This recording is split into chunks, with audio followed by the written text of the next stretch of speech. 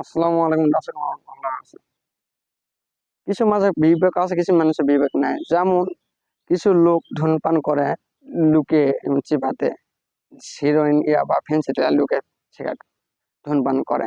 আর কিছু লোক ওপেনে বিড়ি খায়, সেই রকম হচ্ছে সিগারেট, পান, বিড়ি, গুল ওপেনে খায়। যেমন রিক্সার যদি একটা প্যাসেঞ্জার যদি ওঠে, ওই টাইমে যদি আপনি সিগারেট বিড়ি ধরান, তাহলে এটা খারাপ দেখাবে, যাকে বিবেক ছাড়া যাকে বলা হয়।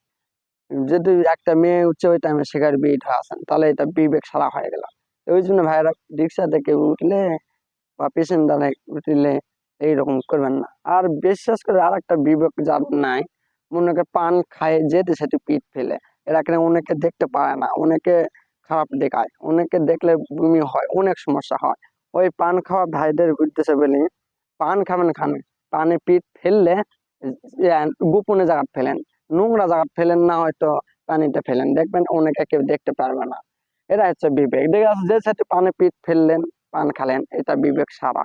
আর বিবেক যদি থাকে, পানে পিঠ যেখানে সেখানে ফেলবে না, পানিতে চিপে চাপি ময়লা আবর্জনা ফেলবে। তাকে বলা হয় বিবেক। বিবেক পৃথিবীর শ্রেষ্ঠ আদালত, এটা সবাই জানে ও আমিও জানি। বিবেক কাকে বলা হয়? বিবেক হচ্ছে পৃথিবীর শ্রেষ্ঠ আদালত। যাই হোক বন্ধুরা, অনেকে ধূমপান করে, অনেকে আমার গালিও দিতে পারে, অনেকে ধূমপান করে না, তারা অনেকে আমাকে ভালো মনে করবে। আর যারা ধূমপান করে তারা আমাকে বুঝবে, ঠিক আছে। বিবেক যারা আছে তারা মনে করে গোপনে সিগারেট বিড়ি গুল খাবে। আর বিবেক যারা আছে তাই সব জায়গায় মনে করেন পানে পিঠ ফেলবে না, নোংরা জায়গা ফেলবে, তাকে বলা হচ্ছে বিবেক।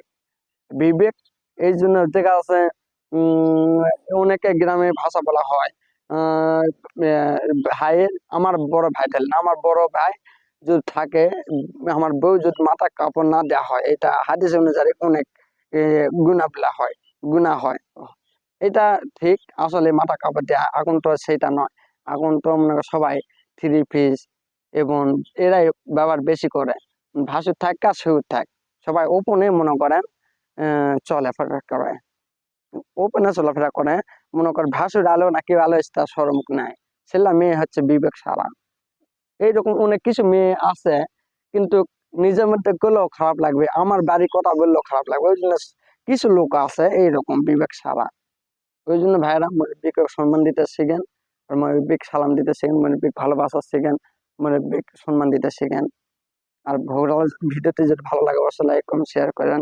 আপনারা সবাই ভালো থাকেন, সুন্দর থাকেন, সুস্থ থাকেন, চ্যানেল লাইক অবশ্যই মনে রাখেন। আল্লাহ হাফেজ।